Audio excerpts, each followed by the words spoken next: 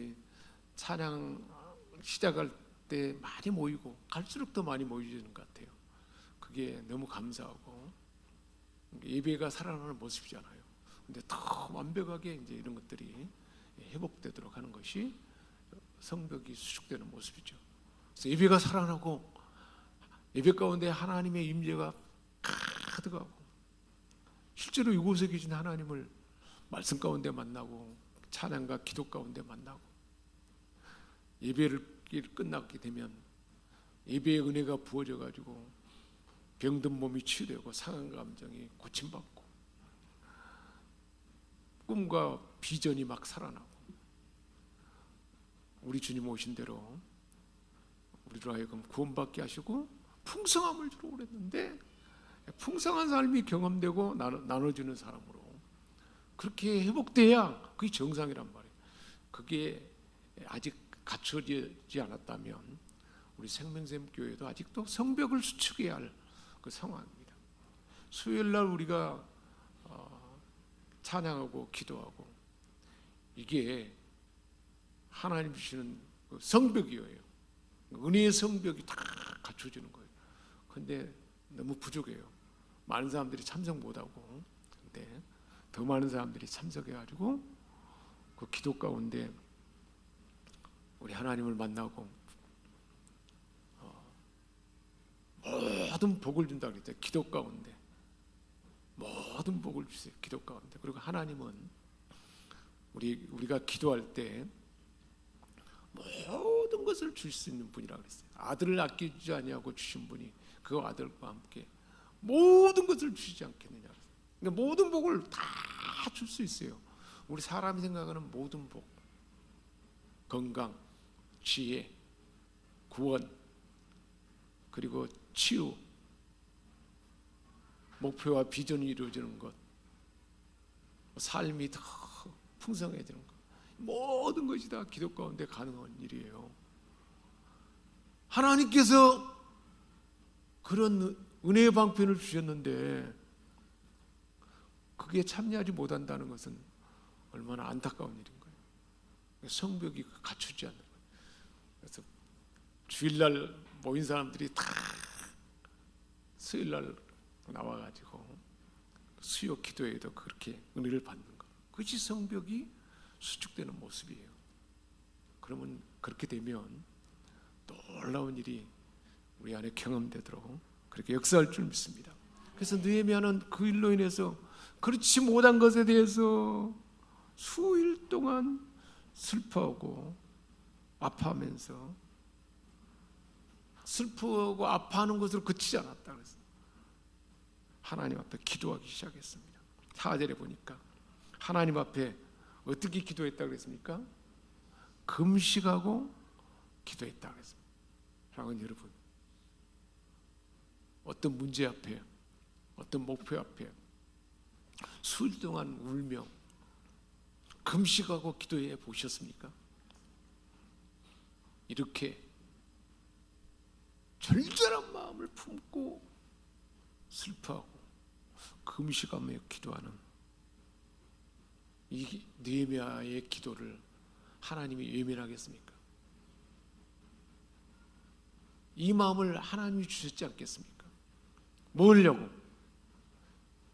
하나님 뜻하는 바대로 예루살렘 성벽이 완벽하게 수축되고 회복되도록 하기 위해서 하나님은 하나님의 사람으로 하여금 그때에 슬 맡은 관으로 세우고 그 동족의 아픔에 대해서 슬퍼하고 아파하고 금식하며 기도하도록 그 마음을 주신 것입니다. 오늘 예배 가운데 이 말씀을 듣는 우리에게도, 우리 각 사람에게도,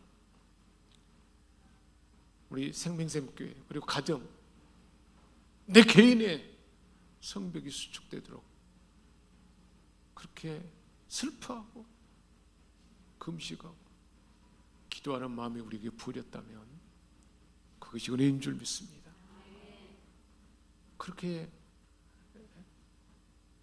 하나님 앞에 기도하기 시작했는데 기스롤의 그 말을 듣고 기도했다는데 기스롤은 11월 중순경 11월을 말해요. 11월 11월 중순경에 기도를 시작했는데 니산월은 3월 중순쯤 되니까 그렇게 기도하기를 몇 달이 지났어요?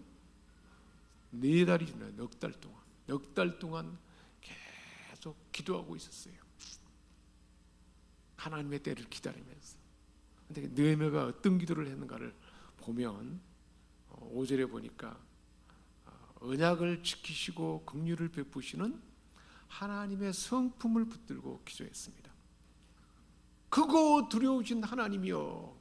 하나님이 어떤 하나님인가를 느헤미야는 알았죠. 크신 하나님, 전능하신 하나님, 크신 하나님. 그러니까 우리가 기도할 때 처음에 뭔 기도를 해야 돼요? 하나님이 어떤 분인가를 우리는 내가 마음에 새기면서 그 하나님을 찬양하며 감사하는 기도가 첫 번이라는 거예요. 제일 먼저라는 거예요. 우리가 수요일 밤에 기도할 때도 그러니까 항상 그 하나님의 인격, 하나님의 존재 자체를 인정하며 찬양하며 감사하는 기도. 나의 기도를 지금 들으시는 분이 어떤 분이라는 것을 선포하면서 느헤미야도 지금 그렇게 기도하고 있지 않습니까? 크고 두려우신 하나님, 전능하신 하나님, 역사를 주관하신 하나님, 그리고 자기 백성을 택하신 하나님, 택한 백성에게 하나님 뜻하는 바를 계획하시고 이루어가시는 그 하나님을 찬양하며 감사하며 먼저 기도하고, 그리고는 이제 두 번째 기도는 어떤 기도냐면 그렇게 기도하면서 그 하나님 앞에 안타까움을 기도로 연결시켜서 하나님의 긍휼을 기대서, 긍휼을 베푸신 하나님이라 그러잖아요. 그러니까 우리가 기도할 때 그 하나님은, 우리 기도를 들으신 하나님은 어떤 분이에요? 긍휼을 베푸신 하나님이에요. 긍휼을 베푸신 하나님은 어떤 분이냐면 우리가 택한 백성으로서 마땅히 지켜야 할 일을 잘 지키지 못해요. 우리는 부족해요. 연약해요. 꼬라지가 형편없어요. 그래도 하나님은 어때요? 그걸 긍휼을 베푸신다는 거예요. 그 긍휼에 기대어서 우리는 기도할 수 있는 거죠. 기도하려고 보니까 내가 기도를 응답받을 만큼 준비가 안 돼 있고 모든 게 부족해요. 그러니까 아무래도 안 되겠다. 그런 게 아니라는 거예요. 우리는 여전히 죄의 모습이 있고 여전히 부족하지만 긍휼을 베푸시는 하나님. 왜 긍휼을 베푸실까요? 언약을 하셨기에, 언약을 이루시기 위해서 긍휼을 베푸시는 그 하나님 앞에 우리는 기도할 수 있는 것입니다. 기도하는 담력이 있는 거죠. 그리고 두 번째 기도는 어떤 기도였습니까? 회개 기도였습니다. 6절에 보니까 자신과 아버지 집의 죄를 고백하며 회개합니다. 많은 사람들이 어떤 문제가 생기면 다른 사람에게 탓을 돌리기가 쉽습니다. 그런데 느헤미야의 기도를 보면 다른 사람에게 문제를 돌리지 않아요. 자신과 아버지 집의 죄를 고백하는 거예요. 느헤미야가 무슨 죄가 있습니까? 포로 잡혀갔을 뿐이고 신앙 안에 사는데 지금 예루살렘 성벽이 수축되지 않고 무너진 것은 나 때문이다. 그게 우리가 겸손기도에 나오잖아요. 하나님, 내가 뭔가 부족해서 이 모양입니다. 내가 뭔가 부족했어. 내가 하나님 앞에 충분하게 기도하지 못하고 내가 하나님 앞에 겸비하지 못했어. 제 가운데 있기에 지금 이 모양, 이 상태입니다. 나를 긍휼히 여겨 주옵소서. 그래서 느헤미야 기도는 그 기도를 하고 있습니다. 자신과 아버지 집의 죄를 고백하면서 기도합니다. 하나님 앞에 기도할 때 회개가 반드시 필요한 것입니다. 이사야 59장 2절에 말씀했잖아요. 오직 너희 죄악이 너희와 너희 하나님 사이를 갈라놓고 너희 죄가 그 얼굴을 가리어서 너희에게서 듣지 않게 함이라 그랬습니다. 죄가 있으면 가려진다는, 하나님과 막힌다는 거죠. 그러니까 회개 기도가 반드시 꼭 해야 되는 중요한 것이라는 것을 우리는 기억해야 할 것입니다. 그래서 하나님의 응답을 가로막는 죄는 철저한 회개, 그리고 우리가 수요일날 기도할 때 무슨 기도를 해요? 예수의 보혈을 의지해서 제거 기도를 하잖아요. 제거 기도. 예수 이름으로, 예수의 피로 정결케 되고 제거되라. 왜 그렇습니까? 예수님이 십자가에서 그것을 우리 죄의 그 모든 것들을 주님이 다 받아냈기 때문에 내 안에 있을 수 없어 떠나가. 예수 이름으로 다 제거돼. 그렇게 우리가 선포할 수 있으면서 기도할 수가 있습니다. 그리고 7절에 이제 그 죄가 무엇인가를 분명하게 말하고 있어요. 모세를 통해서 주신 법을 지키지 않았어. 하나님의 경고대로 흩어짐을 당했고, 10절 이제는 하나님의 긍휼의 약속을 따라 다시 돌아오게 됐다. 하나님 긍휼에서 다시 회복되게 하라는 약속을 따라 하나님 돌아오게 하셨음을 감사합니다. 그렇게 고백하며 기도합니다. 느헤미야의 기도는 이처럼 큰 힘이 있었는데 왜 이렇게 힘이 있었을까요? 느헤미야의 기도에 힘이 있는 것은 하나님의 약속의 말씀을 붙들고 기도함으로 힘이 있었던 것입니다. 느헤미야 1장 9절에 보면 이 말씀이 가장 핵심이에요. 죄를 범하면 흩어서 고난을 당해 할 것이고, 9절 하반부에 하나님의 백성이 하나님께 돌아가 계명을 지키면 반드시 회복되게 하리라. 하나님 약속해 주셨어요. 그 약속을 의지해서 그 약속을 기억해달라고 하나님 앞에 간구합니다. 하나님께 담대하게 간구하는 힘은 말씀에서 나오는 거죠. 자녀가 아빠 엄마하고 약속을 했어요. 우리 주찬이가 아빠 엄마가 주찬이한테 약속을 했어요. 주찬아, 너 예배 잘 드리면 이렇게 뭐 해줄게 약속을 했어. 주찬이가 예배를 잘 드렸어요. 끝나고 나서 아빠, 엄마, 나이가 약속한 거 주세요. 담대하게 말할 수 있잖아요. 우리 아이들이 약속을 해서 그것을 지키면 담대하게 그 약속한 대로 달라고 요청할 수 있습니다. 마찬가지입니다. 우리가 하나님 앞에 기도하는 것은 약속에 의거해서 담대하게 내 아빠 아버지 옆에 기도하는 것입니다. 그 기도를 한 거죠. 성경에는 수많은 약속이 있어요. 실제로 얼마나 많은 언약이 있냐면 35,000가지나 있다 그래요. 우리 각 사람에게 시시적절하게 하나님께서는 그 약속의 말씀을 나의 말씀으로 주십니다. 그럼 그 말씀을 붙들고 우리가 기도할 때 하나님은 반드시 응답한다는 것입니다. 왜 그럴까요? 하나님은 언약에 대해서 신실하신 분이라는 거예요. 언약한 것은 반드시 지키는 분이라는 것입니다. 현재도 그래요. 앞으로도 그래요.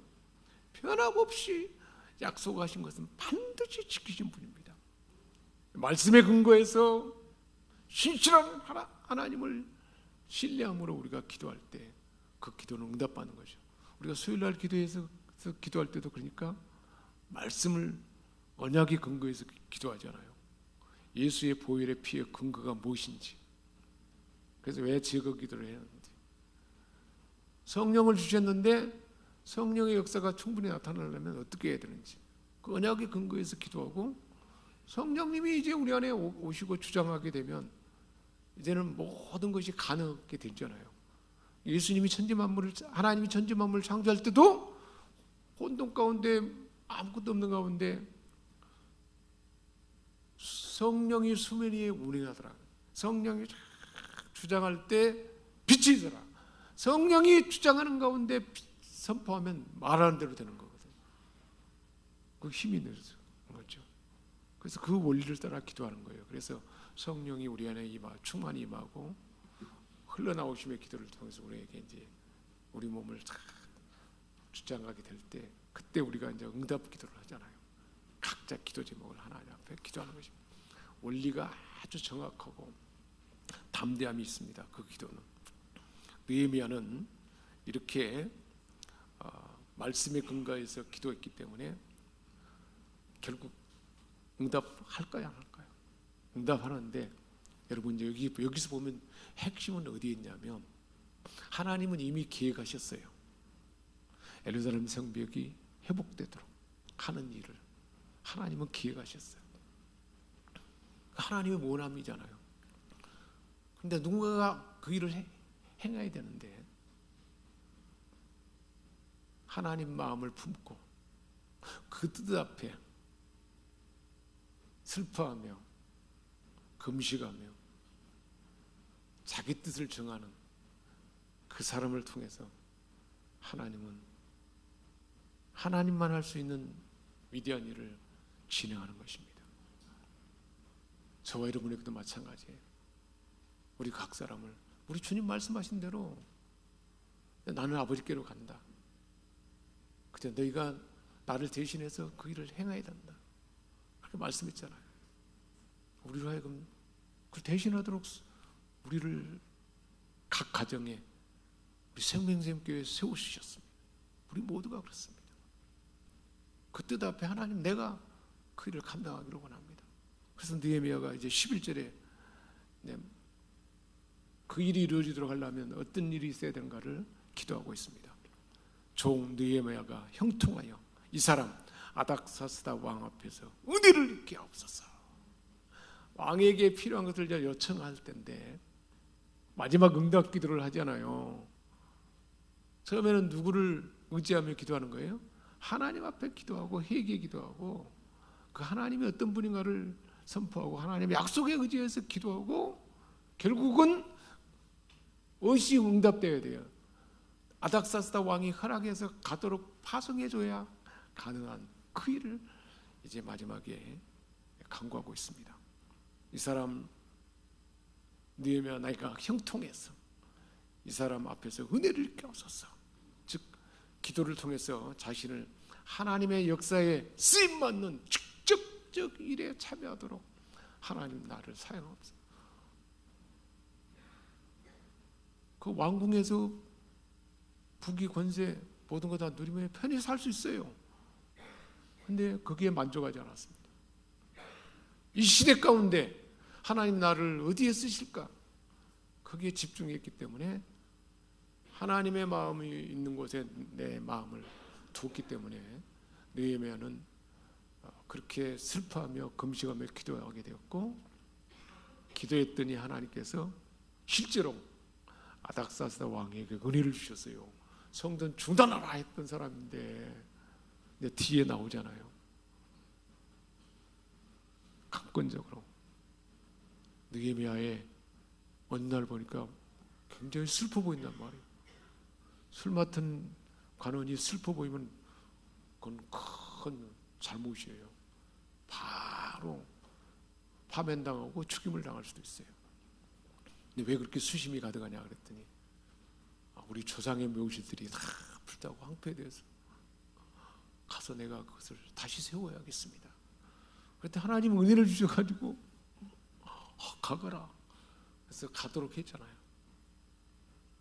그래서 갈 때 총독들이 다 방해하지 않고 잘 보내주도록 총독들에게 조서를 꾸며서 만들어 주십시오. 다 허락해주고 성벽을 짓고 또 느헤미야가 거처할 집을 지을 수 있는 모든 제목을 물자와 모든 것들을 또 제공해 주십시오. 그랬더니 그렇게 해라. 그리고 군대 장관과 군병들을 보내가지고 느헤미야를 호위하면서 가도록 그렇게 다 도와줍니다. 그래서 성벽이 52일 만에 완공이 되버려요. 또 놀라운 일이죠.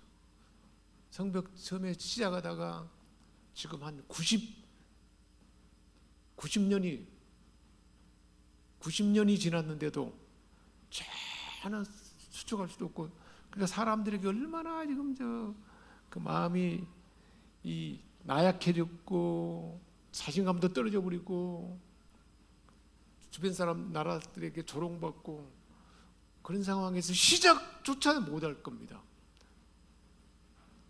근데 느헤미야를 통해서 하나님은 기도 가운데 그렇게 다 준비돼 가지고 그 일을 52일 만에, 그러니까 하나님이 아니고는 할 수 없는 일을 행한 거죠. 사랑하는 여러분, 생명샘교회 예배와 기도가 다 완벽하게 코로나 이전처럼, 그리고 하나님이 살아 역사하는 그런 예배 기도, 그 삶, 되도록 하는 것이 수축되는 일, 우리 개인 가정 그 일이 수축되는 일은 이처럼 하나님의 뜻에 마음을 품은 자를 통해서 진행된다는 것을 오늘 말씀 우리에게 들려주고 있습니다. 기도하겠습니다. 하나님 아버지, 우리 하나님은 역사를 주관하신 분이고 이 역사 가운데 하나님 세우신 교회, 가정, 일터와 병행하는 사업처 모든 영역 가운데 하나님이 하시고자 하는 것을 기획하시고 그 일에 참여할 자를 우리 하나님 찾으시는데, 하나님, 내가 그 사람입니다. 내가 느헤미야가 되겠습니다. 나를 통해서 하나님의 그 위대한 일, 무너진 성벽은 수축되고 50일 만에 짧은 기간에 하나님이 하시기에 가능한 일들을 경험하고 이루어가는 우리 모두가 되게 하여 주옵소서. 예수님의 이름으로 기도합니다.